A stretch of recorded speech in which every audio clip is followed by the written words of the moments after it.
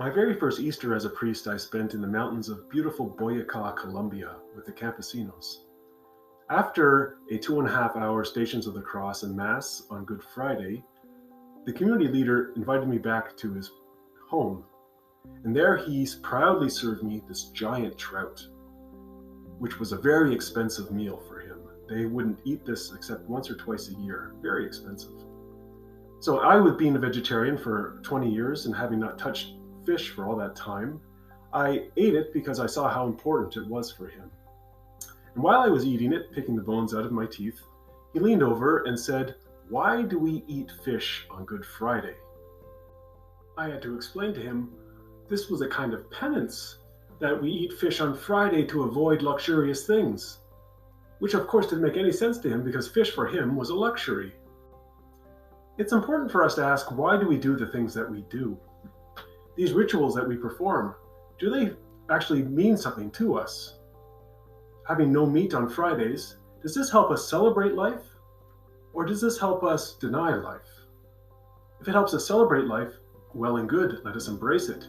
If it somehow denies us life, well, perhaps it's time to move on. It's becoming clearer and clearer just how destructive our global hunger for meat really is. It contributes to global climate change, to deforestation, to the extinction of species, to famine, and perhaps even to pandemics. If high levels of meat consumption are in fact this destructive, then abstaining from meat, in fact, is a celebration of life, not its denial. And so during Lent and hopefully beyond, we can really look at our eating habits and say, I am doing this for the goodness of all. This global solidarity with all of creation helps us better live what Ignatius calls the contemplatio, where he says that love better expresses itself in deeds rather than in words. If I really love my neighbor, if I really love the animals that I share this planet with, I will help create conditions that will allow them to thrive, not to suffer.